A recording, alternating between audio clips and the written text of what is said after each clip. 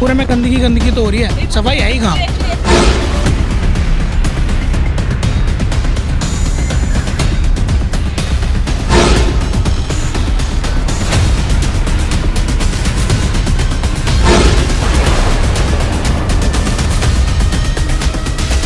साथियों, आप सभी को मेरा नमस्कार। मैं टीना वर्मा, दिल्ली के रंग से। साथियों, आज हम आए हैं सदर विधानसभा के शास्त्री नगर वार्ड में, जहां पर हम कुछ पार्कों को लेकर बात करेंगे। अभी कुछ समय पहले किसी ने वीडियो डाला था कि पार्क किसी काउंसलर के अंडर आते हैं और ये पार्क दिल्ली सरकार के अंडर आते हैं और यहाँ साफ सफाई नहीं होती है, इस तरीके की बातें आ रही थी।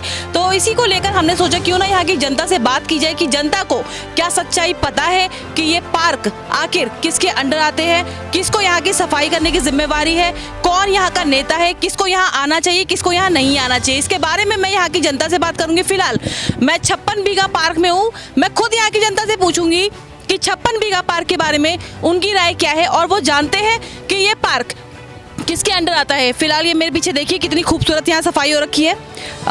बिल्कुल गंदगी है और एंट्री का गेट है और यहाँ पे पास में स्कूल भी है। स्कूल की बिल्डिंग भी दिखाना चाहूंगी। बिल्कुल स्कूल की बिल्डिंग के सामने पार्क है और पार्क के एंट्री गेट पर ये कूड़ा है।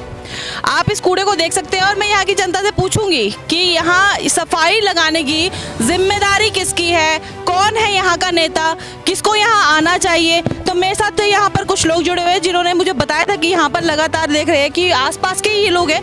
यहाँ पर सफाई का क्या है? यहाँ सफाई की सुविधा तो वैसे हर्षवर्धन जी की बनती है, क्योंकि ये पार्क जो है डीडी का है और डीडी हर्षवर्धन जी के अंडर आती है।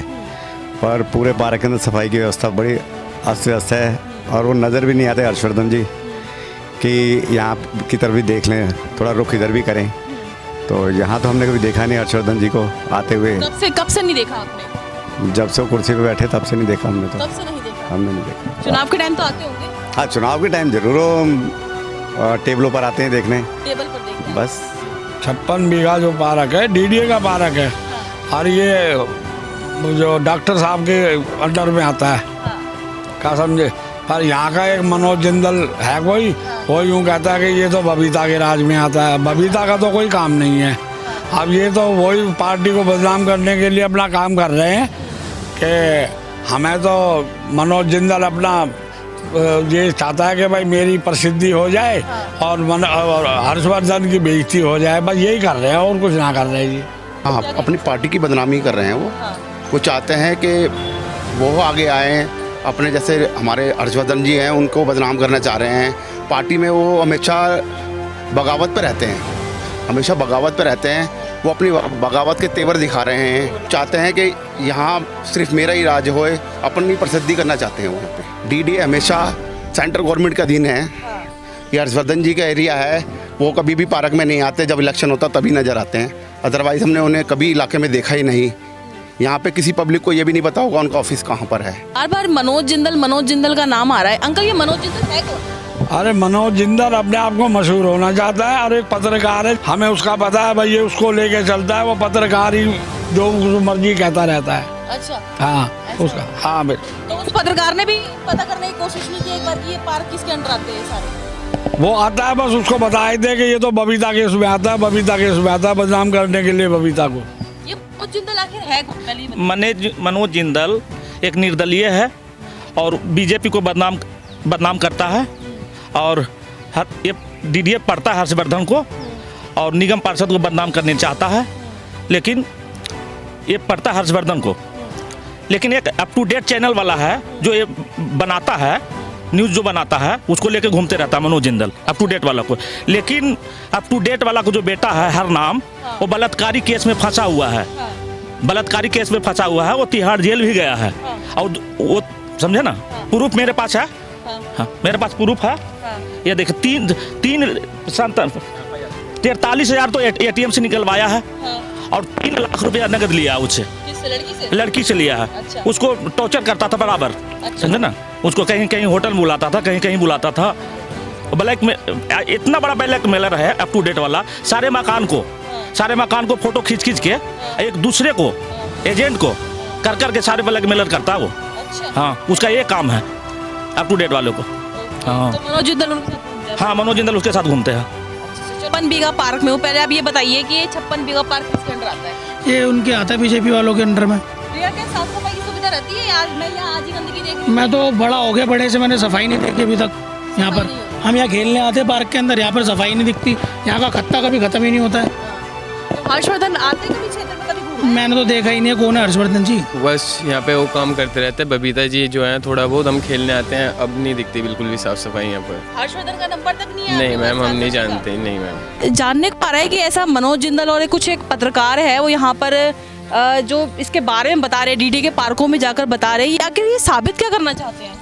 जी मनोज जिंदल की तो बात ही छोड़ो, वो तो खुद पार्टी का एक तरह से अपने सांसद का बागी हुआ है और बगावत कर रहा है। वो अपने सांसद के विपरीत बोल रहा है वो हर चीज़ें। और जो ये आप बात कर रहे हो पत्रकार की, उसके बेटे तो खुद एक रेपिस्ट है।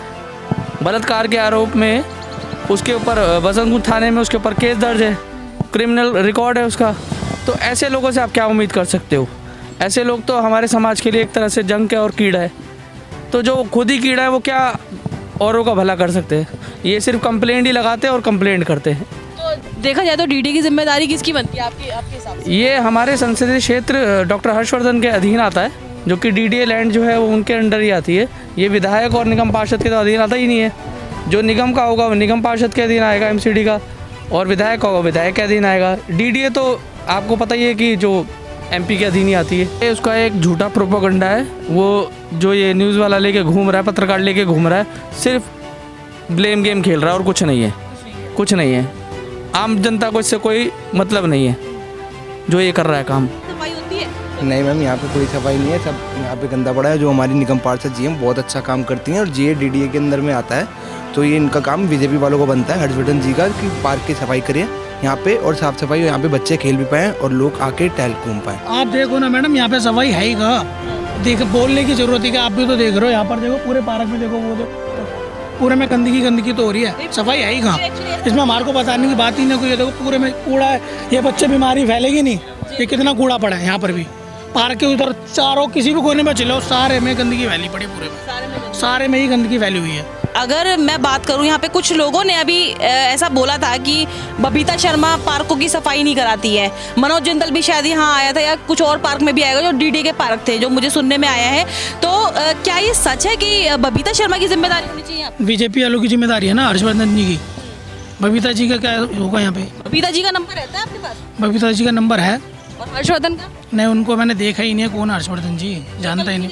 नहीं, मैं नहीं जानता जी। नहीं जानते मैम, नहीं जानते मैम। बबीता जी को तो देखा है, आते रहते हैं थोड़ा, उनको नहीं जानते। नहीं, मैंने तो फिर पार्कों में तब देखा है जब वो इलेक्शन में आते तब देखा था पार्कों में, अदरवाइज कभी नहीं देखा उन्हें। वो जब पार्कों में इलेक्शन के लिए अपने आए थे तभी 2 बार देखा, अदरवाइज कभी देखा ही नहीं उन्हें, कभी नहीं देखा। तो साथियों, यहाँ हम आए थे 56 बीघा पार्क में, जहाँ पर हमने पार्क की साफ सफाई के बारे में बात की और लोगों से ये भी बात की कि आखिर उनको पता है कि ये पार्क किसके अंडर आते हैं, किस जिम्मेदारी बनती है यहाँ की साफ सफाई लगाने की, किसकी जिम्मेदारी बनती है कूड़ा उठाने की। यहाँ पर आप देख सकते हैं कि यहाँ पे कुछ लोग मुझे बता भी रहे थे कि लगातार वो लोग यहाँ पर खेलने आते हैं, पर यहाँ पे शुरू से वो देख रहे हैं कि साफ सफाई नहीं हुई है। हर्षवर्धन जीतने के बाद से अभी तक एक बार भी नहीं आए हैं यहाँ पर, और उन्होंने तो ये भी कहा है मुझे कि उन्होंने शक्ल तक नहीं देखी है। और ये बता रहे हैं यहाँ के लोग कि मनोज जिंदल जो बंदा है, ये जगह जगह पार्कों में जाकर जो वीडियो बना रहे हैं बबीता शर्मा की, कि बबीता शर्मा के अंडर ये पार्क आते हैं। ऐसे यहाँ की जनता का, यहाँ के जितने लोगों से मैंने बात की है, ऐसा उनका कहना है कि जो वो पार्क दिखा रहे हैं वो डीडीए के अंडर है, और सरासर वो अपनी ही पार्टी के साथ गद्दारी कर रहे हैं। साथ ही और भी नई खबरों के लिए हमारे साथ जुड़े रहे। नमस्कार, जय हिंद, जय भारत।